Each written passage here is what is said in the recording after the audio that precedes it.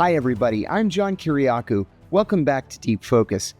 I wanted to tell you how thrilled we here have been with the channel's success over the last couple of months, with everybody watching, subscribing. I wanted to say thank you very, very much. It really means a lot to me, not just me, but my colleagues Rebecca Miles and Chris Arnone. We're so happy that we've had now more than 36,000 subscribers, and our videos are routinely getting tens of thousands of views. We can't do it except with your help. So thank you very much. I also wanted to thank you for the comments that you're leaving on the videos. And I wanted to take the opportunity to answer some of the questions that have popped up in the course of those videos. Before we do that, though, I wanted to talk about today's latest developments in the Jeffrey Epstein situation. I say situation, it's not really a case because Epstein's dead. He's not going to be prosecuted. So it's not really a case. It is still a case for Ghislaine Maxwell, however, his not even alleged, but his co-defendant. You might recall that Ghislaine Maxwell was found guilty of child sex crimes about a year ago or so, and she was sentenced to 20 years in prison. Granted, she ended up at a minimum security work camp for women down in Florida. Her job at the prison has literally been to go out to the beach every day and pick up garbage. So God knows life could be a lot worse for Ghislaine Maxwell. But this thing has taken on so much of a life of its own that yesterday, Attorney General Pam Bondi announced that Justice Department attorneys would seek to interview Ghislaine Maxwell. Why? To say what? The case is over. And if I were Ghislaine Maxwell, better yet, if I were Ghislaine Maxwell's attorney, I would tell her to keep her mouth shut. She's been sentenced to 20 years.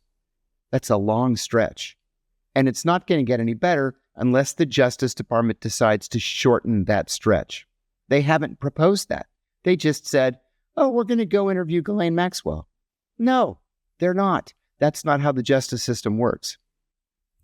If Ghislaine Maxwell's attorney is worth his salt, and I'm sure that he is, because there's a lot of money involved here, he's going to tell her to remain completely silent until he can negotiate an agreement with the Justice Department to shave some of those years off of her sentence, and then she would be happy to answer their questions, right? In addition, just a week ago, Maxwell's attorney filed her appeal in the Federal Circuit Court of Appeals. Now, as a basic rule, nobody ever wins their appeal, right? I mean, it's less than 1%. And usually when people do win among that less than 1%, it's on a procedural issue. It's just a technicality.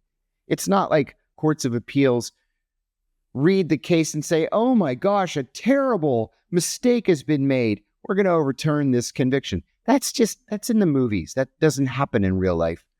ProPublica has written about this, and they have confirmed that far fewer than 1% of people convicted in federal courts have won their appeals. Not only has Ghislaine Maxwell's attorney just a week ago submitted the appeal to the circuit court, but also a week ago, the Justice Department submitted their response to Ghislaine Maxwell's appeal, in which they said, we disagree with literally everything that was said in this appeal, and we oppose any easing of Ghislaine Maxwell's sentence. So here we are just a week later, and the Justice Department is going to Ghislaine Maxwell, hat in hand, and saying, we seem to have gotten ourselves into a political corner here, and we would appreciate it if out of the goodness of your heart, you could rat out other people who had something to do with Jeffrey Epstein. That's just not how real life works. So stay tuned to that, and don't be at all surprised if Ghislaine Maxwell's 20 years suddenly turn to 17 or 15 or 10, or Donald Trump, with the stroke of his pen, changes it even more radically. We're going to wait and see. There was a second development in this situation. This is a bona fide scandal for Donald Trump. Donald Trump, despite his more recent protestations, campaigned on the issue of releasing all of the information that the Justice Department had related to the Jeffrey Epstein case. Now, when he said all information, his supporters believe that to mean all information, including the names of people involved with Epstein who may have committed sex crimes against children. You know from watching the news that a week or so ago, Attorney General Pam Bondi came out and said that after a thorough review, it turns out there is no so-called list of clients that Jeffrey Epstein had who committed crimes against children. The list doesn't exist. It may never have existed. And sorry, but we're done. Well, FBI Director Kash Patel wanted to release more and didn't say anything. FBI Deputy Director Dan Bongino reportedly flipped his lid in a White House meeting with Attorney General Bondi and almost resigned. He actually didn't even show up for work the next day, a Friday, and the word was he was going to quit because he promised people that he would release all of the Epstein information, and now he's being told, no, you can't release it. So what is it? You know what? Let's give the Justice Department the benefit of the doubt, and let's say, okay, we believe you that there's no list. But to paraphrase Bill Clinton, depends on what the meaning of list is, right? Now, is there a file folder somewhere at the Justice Department that says men who committed sex crimes against children at Jeffrey Epstein's island? No. Okay, I accept that.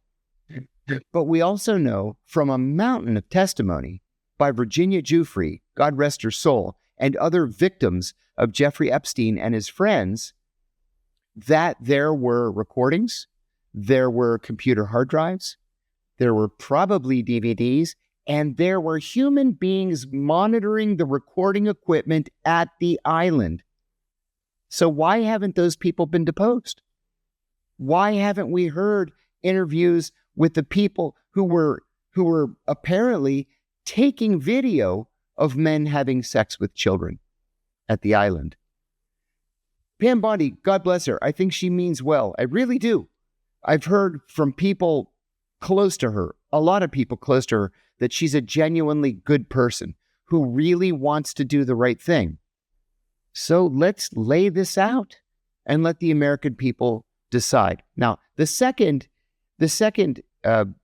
event this week related to Epstein is that Mike Johnson, the Speaker of the House of Representatives, did not want his own Republican Party to vote on an issue, on a motion that was brought up in the House of Representatives Committee on Rules, which decides what bills go to the floor for a vote and what bills don't, a bill to demand the release of all this information. That's counterintuitive, right? The president said he wanted all the information released. The FBI wants the information released. Pam Bondi says that she wants the information released. The American people want the information released. And then Mike Johnson says, oh my God, we can't allow a vote to release the information. The Democrats are the ones who sponsored this bill. This would give the Democrats a kind of a cheap political victory. And the likes of Thomas Massie and Marjorie Taylor Greene and a bunch of members of the House Freedom Caucus were joining with Democrats to vote yes to force a release of the information. So what did Mike Johnson do? He shut down the House of Representatives and sent everybody home until September. So not only is there not going to be a vote to force the release of this information, there's not going to be a vote on anything of any kind. Literally nothing will happen on Capitol Hill because there is nobody on Capitol Hill. They've all gone home. This is a travesty, but it's something that we're going to watch and we're going to keep on. And please tune in on August 2nd we are going to interview somebody who knows more about Jeffrey Epstein and these details than anybody else in America. We're going to lay all of that out for you. In the meantime, again, please do me that favor. Hit subscribe and like. Please share it. Tell your friends. Remember, it's free to subscribe. It doesn't cost anybody anything, but my goodness, it sure helps us. I promised you that I'd at least answer one question, and next week we're going to do an entire session here where I'll answer these really well thought out, well considered questions. You deserve an answer. You're going to get an answer. But LJ 1066 poses a question here that made me laugh out loud when I thought of it, because it's a good question. LJ 1066 asks, is your show going to discuss what's going on with Xi Jinping, of course, the premier of China? I would love to know your perspective on what him being missing for weeks means. I'm going to answer that with one of my anecdotes from the CIA. I worked for a station chief overseas who, before he came to the CIA, worked in the State Department's Bureau of Diplomatic Security. And in 1976, he went with Henry Kissinger to China to see Mao Zedong. And he and Kissinger arrived in China, and virtually the moment they got off the plane, Kissinger told the Chinese, I need to see Mao. I need to see Mao. I need to see Mao. And they kept saying, yes, yes, you will see Mao. He's looking forward to seeing you. But first, we want you to see this guy. And then we want you to see this guy. And then we're going to have a dinner. And then we're going to give you a tour of this building. And then you're going to drive around and, look at the shops or whatever. The whole time they were there, Kissinger kept saying, I have to see Mao. I have to see Mao. Finally, just before they're going to leave to go to the airport, the Chinese tell Kissinger, Mao is ready to see you. My friend told me that they walked them into a room, an empty room, that had a wall of drapes all across one wall. They opened the drapes, and there was Mao, but he was in bed. And the Chinese host said, Mao is sleeping, and he can't speak to you. And my friend said that he whispered to Henry Kissinger, he's dead, isn't he? And Kissinger whispered back, don't tell anybody. It was another month before the Chinese finally announced that Mao had died. Well, Kissinger had to go back to President Ford and say, Mao's dead. We saw him in the bed. He was clearly dead. Now, LJ 1066, to answer your question, I'm not saying Xi Jinping is dead, of course, but I think that when Chinese leaders just go missing for weeks at a time, it's because of a health issue. He's an old man. We know that he has had other health issues, especially congestive heart failure. And I'm wondering if something happened. He had a heart attack or he had a stroke or something. I'm wondering if we're going to finally get this announcement that, Xi Jinping decided to retire 2 months ago. They just never said anything. Or, oh my goodness, Xi Jinping's dead. Just now. It's just that he's been out of commission. Who knows? World leaders are weird, or maybe I should say the people around world leaders are weird when it comes to health issues. They always have been. I would put money, though, on the fact that Xi Jinping is sick. Ladies and gentlemen, I read all the comments. I love the comments. Thank you for your kindness in the comments, too. You've said a lot of really nice things about me, and it really makes me want to keep doing this a lot. So thank you. And if you have a question, please feel free to leave it in the comments.